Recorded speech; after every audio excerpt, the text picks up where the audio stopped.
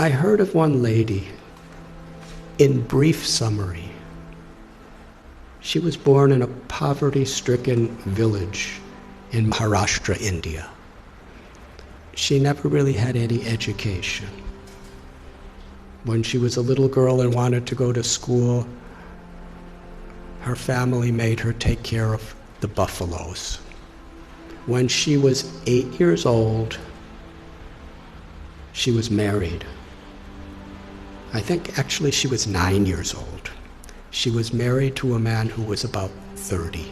By the time she was 19, she had 3 sons, and she was pregnant. A mafia type of person who was exploiting the people of the village was especially forcing the women of the village to work really hard and paying them practically nothing. And everyone was afraid. But Sindhutai told the local collector, who was overseeing the police, and that person was stopped from what he was doing. But he was so angry. He went and told Sindhutai's husband a lie. He said, "You are such a fool. Your wife is having affairs with so many men. In fact, the child that is within her womb is my child, not yours. I've been having sex with her. If you don't kill the child and kill her, I will kill you." So the husband, the girl's 19 years old, he kicked her in the chest, not in the chest, in the stomach, repeatedly, to kill her and the child. She laid unconscious. He thought she was dead. So he dragged her to a cow shed where a whole herd of cows are being kept, thinking that people will feel that the cows just trampled her and that's how she died. So she laid there unconscious. And when she woke up, she said, she found one cow standing right above her, protecting her. There were all these buffaloes and oxen and cows walking, and they would have certainly trampled her. But this cow was keeping everything away from her. And even when the in-laws came to make sure she was dead, the cow chased them away with their horns and stood over her. She came to consciousness and gave birth to a baby girl under the cow. And she said she took a rock and cut her umbilical cord. Took about 20 slices to get free from it. And for hours and hours, the cow protected. And Sindhutai, when she got enough strength, she embraced the cow and promised, "As you protected me when I was in great need, I will protect others who are in need." It's a long story, but no one would have her back. Her own family rejected her, her biological family, because according to their tradition, once you're married, you could never come back home. A foolish tradition, as many are these days. In order to not be exploited, she was sleeping in a crematorium with her little baby child. And she would collect wheat that people would put around the dead bodies, and she'd mix it with water and cook it on the fires of the dead corpses. It became such a depressing life for her. She decided, I don't want my child to live like this. So she was going to commit suicide. She went to a railway track with her child in her arms and laid waiting for the train to crush them. But as she was laying there, she heard someone crying in anguish. So she got up and she found an old man who was crying out. He was crippled. He was very, very invalid. He was crying for some food and water, so she went and begged and got him food and water. And she was thinking that old man was the voice of God. She called Krishna. She said, was telling me that I had a higher purpose in life than to commit suicide. I have something to do, something to contribute to this world.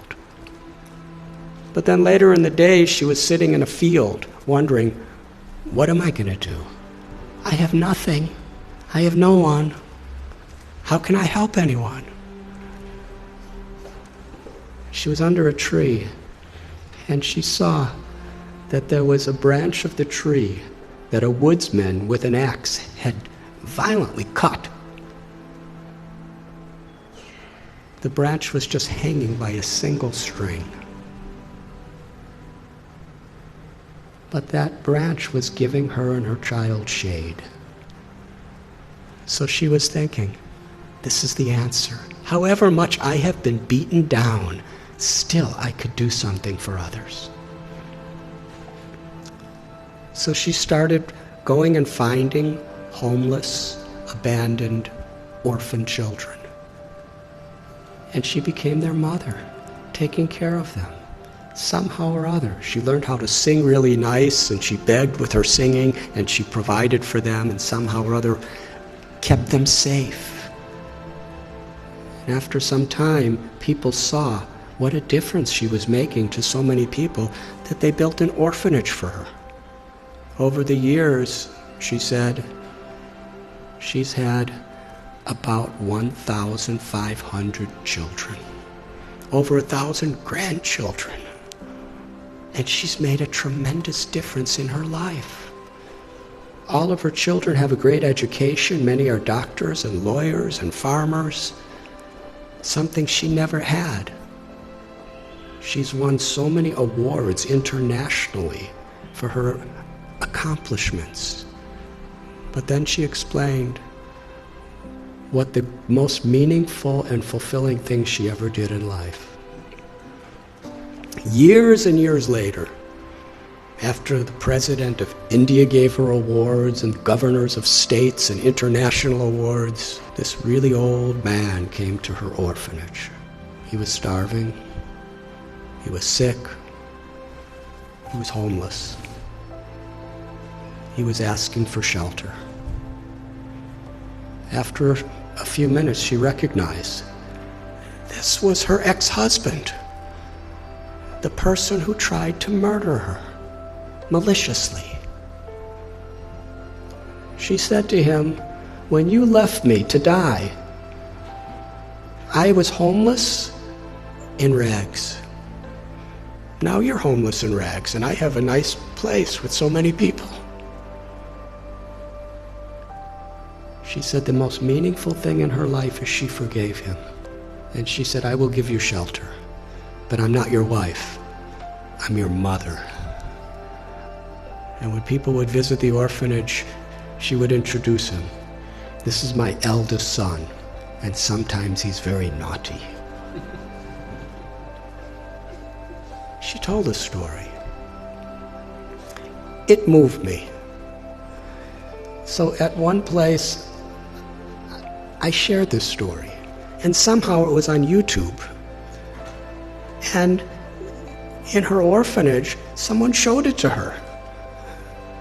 So she wanted to meet me. So in Pune, I met her.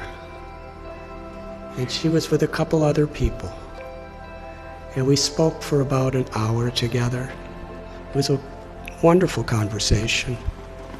And afterward, there was one lady who was sitting next to her, who was just beaming with smiles the whole time, but didn't say much of anything. And when I was just about to leave, Sindhutai said, I want to introduce you to this girl. She's the one who was born under the cow. She's now a medical doctor, and she's taking charge of one of our orphanages. And then she said to me, I consider all of the tragedies in my life to have been gifts to empower me to make a difference to others. She considered it all the grace of God. She said, "My life has been a road with many thorns, but I made friends with those thorns, and my life became beautiful, and I could give beauty to so many other people's lives." That's one little example of influence without affluence. The power of compassion is far greater than anything that money can do. But when money and knowledge and strength and skills are built on the foundation of that compassion, then not only is our own life enriched beyond our comprehension, but we could make such a difference. We can have such an influence in the world. Each and every one of us, whoever we are. Because everyone is so inherently special. And nothing and no one can take that away from us, as long as we are aware. To be an instrument of compassion, an instrument of grace, is the true influence, beyond affluence. Thank you very much.